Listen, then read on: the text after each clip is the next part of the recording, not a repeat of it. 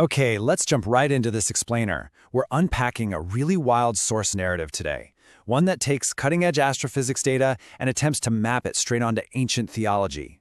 Imagine looking up at the night sky and realizing that the empty space up there isn't actually empty at all, but might be a giant, readable blueprint. We're going to explore a text that tries to bridge the gap between the invisible forces holding our universe together and a scriptural claim from over a millennium ago. The source sets up this massive paradox right out of the gate. It literally puts a 1,400-year-old Quranic verse side by side with the 2024 dark matter map from the European Space Agency's Euclid telescope. The verse translates to, "We constructed the universe with power, and we are expanding it." And the narrative poses a pretty profound question based on this. If the universe is described as being constructed and expanding, is it possible that the invisible dark matter scaffolding of the cosmos actually bears the signature of that construction? So, to unpack this mystery, the text details a scientific back and forth between two very different perspectives. On one side, we have ESA's lead cosmologist, Dr. Rafi Al-Andalusi. He hypothesizes that the universe's dark matter web is a highly ordered, constructed matrix. On the flip side, playing the absolute crucial role of the skeptic, is his colleague, Dr. Clara Vogel. She's a materialist astrophysicist who argues, look, dark matter is just an unknown anomaly outside the standard model. It's totally devoid of any underlying meaning or linguistic pattern. Before we get into the deep data they're arguing over, let's quickly lock in what the text means by the cosmic web. You can think of it as the invisible scaffolding of dark matter that holds galaxies together. Since dark matter is invisible, scientists like Rafi have to map it using gravitational lensing. They basically observe how the immense gravity of this hidden mass literally bends the light of distant galaxies as that light travels toward us. It reveals this massive, interconnected filamentary structure spanning all of space. 1 billion. That is the staggering number of galaxies the source claims Rafi analyzed using Euclid's 2024 map. 1 billion. As he studied the peaks and valleys of this dark matter density, the text says he noticed a repeating pattern. He reportedly found a 99.9% structural match between the dimensions of these dark matter filaments and the actual phonetic and physical properties of the Arabic letters in that specific Quranic verse about cosmic construction. Sonifying the dark matter, translating invisible mass into audio frequencies. Let's see how they did this. The source breaks Rafi's sonification process down into 3 distinct steps. First, he maps the physical dark matter density against its position in space. Second, he applies a Fourier transform. If you're familiar with data analysis, you know this essentially converts spatial data into frequency data, kind of like turning a visual map into sheet music.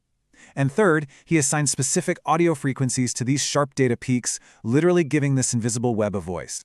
The results described here are wild. According to the text, the audio produced this deep, rhythmic construction sound that Rafi then mapped into a 3D hologram.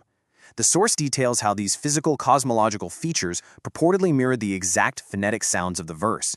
For instance, the dense cores of dark matter matched the closed phonetic sound of the Arabic letter ba.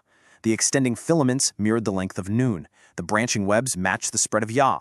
Massive galaxy cluster collisions matched the sharp plosive dal, and the spiraling of the web matched the rotation of the letter wa.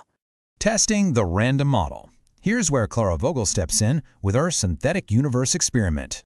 So, acting as our skeptic proxy, Clara tries to debunk this. She basically generates a random Gaussian distribution, a synthetic universe with the same average density but completely random clusters. But when she runs the exact same sonification process on it, it produces nothing but random hissing. Why? Because, as the table shows, her model lacked anisotropy. That's a preferred directional flow, kind of like the grain in wood. The actual Euclid data has this flow due to primordial oscillations, creating a synchronized structure. Clara's test proved that the pattern in the real universe isn't just background noise. Energy, mass, and expansion. Let's analyze the cosmic balance. Our universe is basically locked in a massive tug-of-war. On one side, we have dark matter, which provides the gravity that pulls things together, causing mass to clump and cluster. On the other side, dark energy is this mysterious force driving the accelerated expansion of the universe.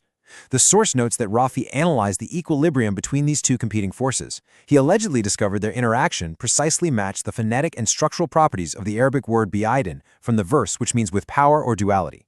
Clara pushes back again, testing this equilibrium across 3 entirely different cosmological simulations. The F of R, gravity, and WCDM models, they totally failed to produce the pattern.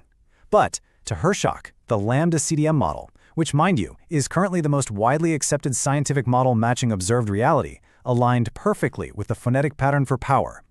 The text notes that Clara realized only the mathematically correct model of our universe yielded this highly specific structural signature.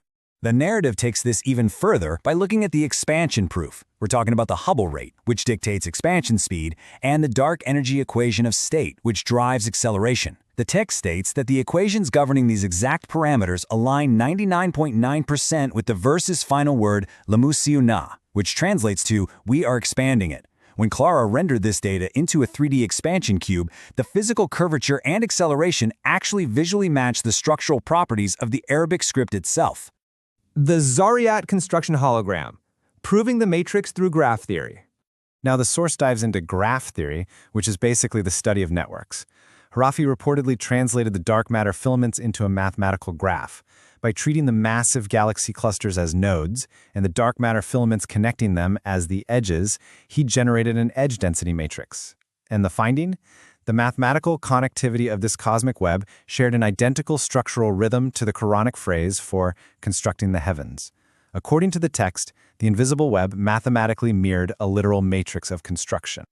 To ensure this wasn't just a total fluke, Clara fiercely cross-referenced this edge density matrix against 5 major independent cosmic web simulations: Millennium, Illustris, Eagle, and Simba. They all produced completely random results.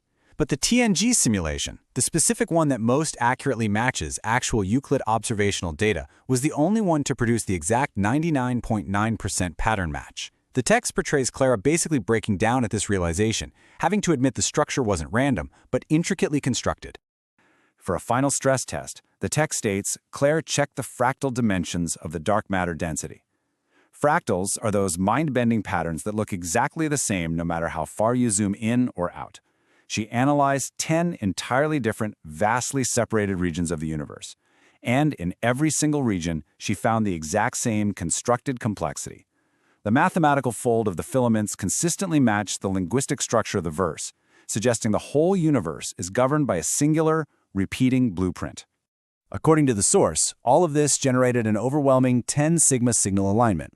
In physics, a 10 sigma signal is an absolute astronomical claim of statistical certainty. When Rafi presents this within the narrative, it forces the audience to ask the core question posed by this entire scientific mystery. Based on this incredibly precise structural and mathematical alignment, is the cosmic web a product of completely random cosmic evolution, or are we literally looking at the legible signature of a constructed matrix? We'll wrap up this explainer with Rafi's final thoughts from his upcoming book. He urges us to completely shift our perspective. He says, when you look at the dark side of the universe, don't just think emptiness, think construction. And the source really leaves us with a profound idea to ponder. If the precise mathematics governing the invisible mass and expanding energy of our universe perfectly mirror a 1400-year-old scripture, is the dark matter holding us together a silent witness? Does the very architecture of the cosmos carry a message just waiting for us to map it out?